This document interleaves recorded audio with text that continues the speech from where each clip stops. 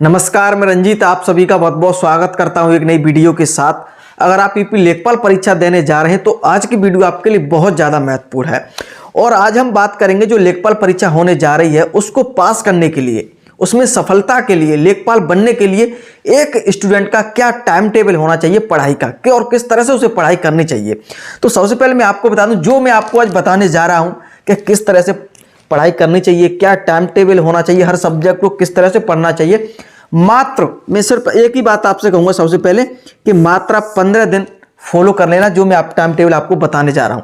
अगर आपने 15 दिन अगर ये टाइम टेबल फॉलो कर लिया तो मैं आपको बता रहा हूं 15 दिन के बाद आप स्वयं में परिवर्तन देखेंगे, एक नया कॉन्फिडेंस देखेंगे, नई एक ऊर्जा देखेंगे तैयारी के। अगर आप उसी ऊर्जा के साथ निरंतर तैयारी करते रहेंगे तो मैं 100% आपको बता रहा हूं कि लेखपाल आप बन जाएंगे। बशर्ते देखिए, टाइम टेबल तो मैं आपके लिए बना दूंगा, फॉलो करना आपका कर्तव्य है। अब मेहनत इस पे आपको करनी है, किस तरह से आपको पढ़ना है। देखिए, इस वीडियो को मैं जहां तक उम्मीद करता हूं कि बहुत हजारों लोग देखेंगे, लेकिन इस टाइम टेबल को लेकर मुझे लगता है कि 5-10% ही लोग फॉलो कर पाएंगे, और जो फॉलो कर लेंगे वो जो है सफलता की सीढ़ी चढ़ जाएंगे। तो सबसे पहले हम बात आती है कि टाइम टेबल एक स्टूडेंट को क्यों जरूरी है। देखिए, टाइम टेबल इसलिए जरूरी है आप सभी के लिए कि टाइम टेबल से सबसे पहले तो पढ़ाई में निरंतरता बनी रहती है। आप डेली अपना जो रूटीन है उसे सही से अगर फॉलो कर रहे हैं तो बहुत पूरी दिनचर्या आपकी बदल जाती है। अगर सोने का आपका उठने का टाइम, सोने का टाइम है, बहुत सारी चीजें, पूरे दिन की जो दिनचर्या है वो एक स्टूडेंट की लाइफ जीते हैं आप। और आप सभी सब्जेक्ट एक साथ लेके चलते हैं, बराबर आप समय देते हैं सभी सब्जेक्ट में, क्योंकि सभी सब्जेक्ट इंपॉर्टेंट होते हैं, महत्वपूर्ण होते हैं किसी परीक्षा को पास करने के लिए। बहुत सारे स्टूडेंट ऐसी गलती करते हैं कि कुछ सब्जेक्ट होते हैं उनके जो फेवरेट होते हैं उन्हें ज़्यादा पढ़ते हैं, जो उन्हें कम अच्छे लगते हैं उन्हें कम पढ़ते हैं। लेकिन आपको यहाँ पर समय सबको देना है, बराबर आप जो है टाइम टेबल के माध्यम से आप दे सकते हैं। तो सबसे पहले हम बात कर लेते हैं, जैसा कि आप देखेंगे पद हैं आपके 8085, बहुत सारे पद हैं। 5-6 साल में जो मौका मिल रहा है उस मौके को आप गवाह मत दीजिएगा और पूरी मेहनत करिएगा, और सही तरीके से तैयारी अगर आप करेंगे तो निश्चित रूप से आप जो इसमें सफल होंगे। देखिए, हम बात करें कि जो आपका एग्जाम होने जा रहा है, वैसे मैंने बता दिया सारी चीज़ आपको पता है कि 2 घंटे का आपको समय इसमें मिलेगा, 1/4 की नेगेटिव मार्किंग है। तो बहुत सारी चीज़ें, ये भी चीज़ आपको ध्यान में रखते हुए तैयारी करनी है। सिलेबस आप इस प्रकार का देख सकते हैं। अब हम बात करेंगे जो महत्वपूर्ण है कि जो छात्र इस परीक्षा में बैठने जा रहे हैं वो कैसे छात्र हैं। वो मैंने अपने अनुसार लिखा है कि 3 प्रकार के ऐसे छात्र हैं जो तैयारी कर रहे हैं लेखपाल की। कौन कौन से छात्र हैं?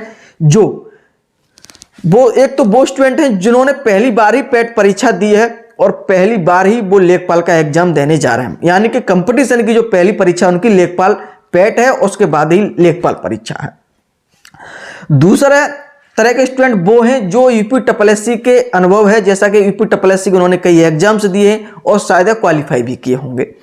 और आगे कुछ स्टूडेंट इसमें ऐसे परीक्षा देंगे जो उन्होंने लेखपाल का 2015 का जो एग्जाम है वो भी दिया है। हो सकता है कि वो सरकारी गवर्नमेंट जॉब कर रहे हो, जैसे बहुत सारी छोटी छोटी जो गवर्नमेंट जॉब है, जैसे कि पुलिस की नौकरी कर रहे हो या ग्रुप डी की कोई नौकरी कर रहे हो, तो वो भी चाहते हैं कि लेखपाल की परीक्षा जो हम इस बार दें।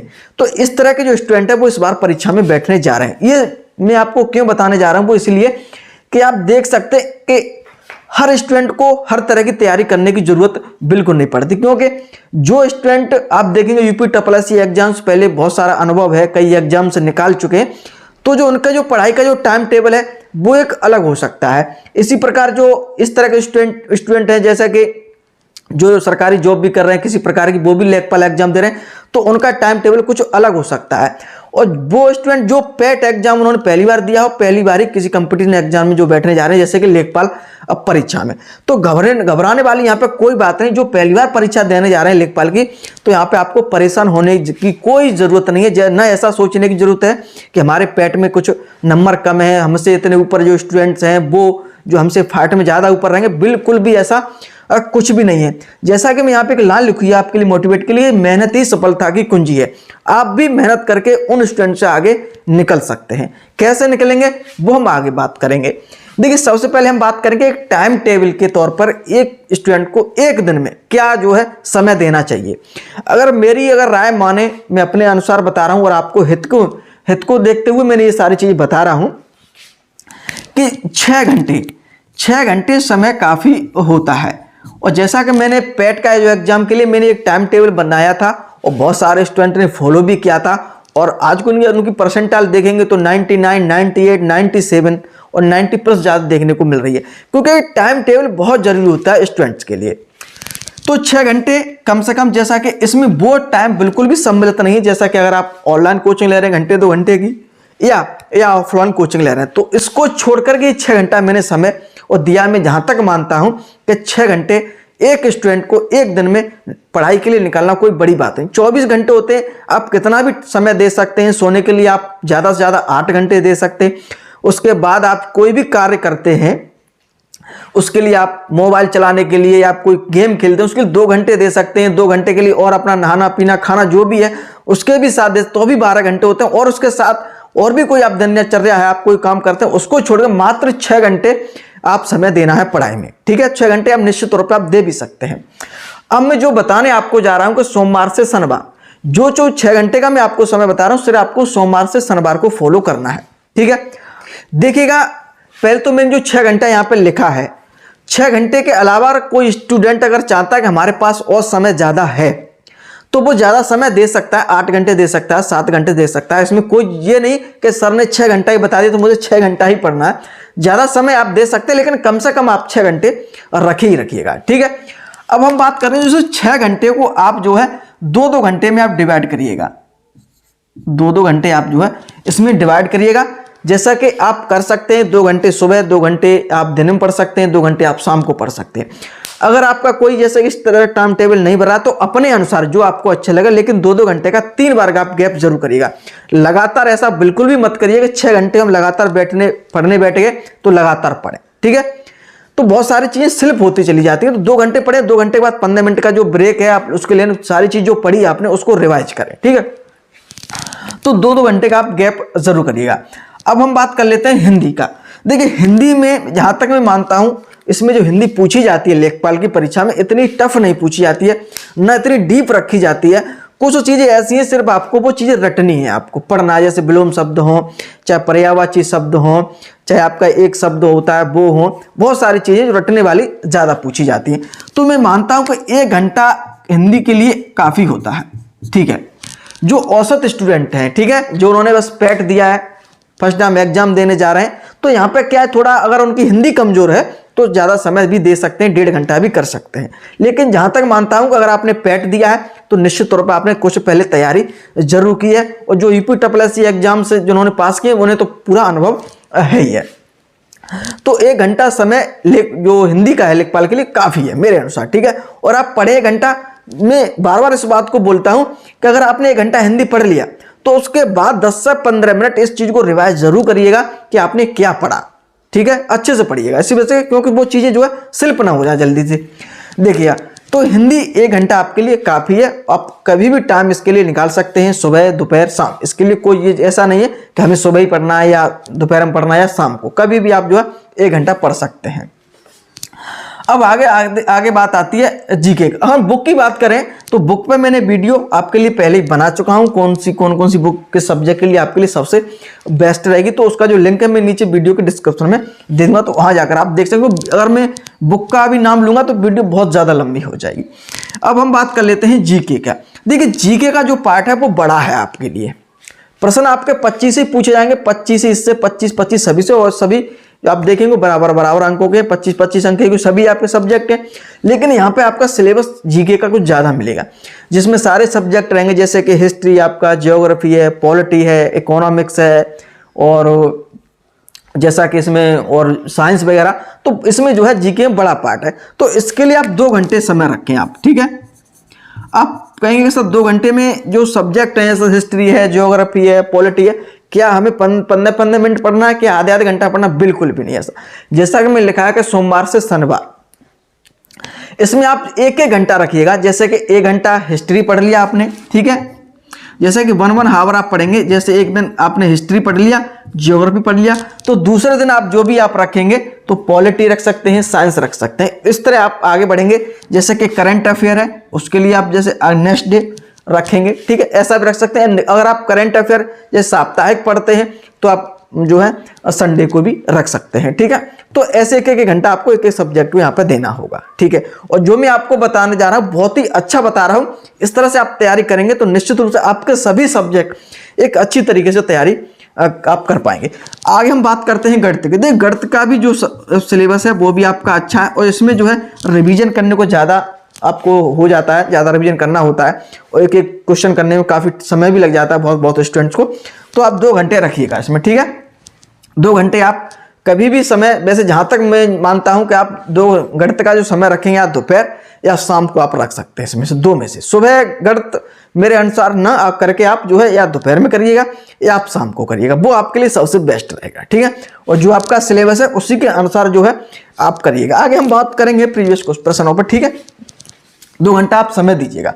आगे हम बात करेंगे ग्रामीण प्रवेश। देखिए ग्रामीण प्रवेश को लेकर के हुआ बना रखा है, ग्रामीण प्रवेश को लेकर इसमें वास्तव में मैं आपको बता रहा हूँ कुछ भी नहीं है। आप सिर्फ इसमें ज़्यादा यूपी जीके ज़्यादा पढ़ें, वो ज़्यादा आपके लिए बेस्ट रहेगा। ठीक है, यूपी जीके पढ़ें और इस पर मैंने एक वीडियो बनाई है कि आपको कौन कौन से टॉपिक इसमें पढ़ने हैं, और सिर्फ मात्र 2 टॉपिक इसमें ऐसे होते हैं जो आपको अलग पढ़ना है और बाकी सब आपको यूपी जीके ही पढ़ना है। तो इस वीडियो का भी मैं नीचे डिस्क्रिप्शन में लिंक दे दूंगा, तो वहाँ जाकर आप ये देख सकते हैं। तो ग्रामीण प्रवेश के लिए भी आपका 1 घंटा काफ़ी है, 1 घंटा काफ़ी है ग्रामीण प्रवेश के लिए, मैं आपको बता रहा हूँ। ठीक है, तो यहाँ पे आपको क्या यूपीजी के ज़्यादा पढ़ना है, ग्रामीण प्रवेश 1-2 टॉपिक है वो अलग पढ़ने।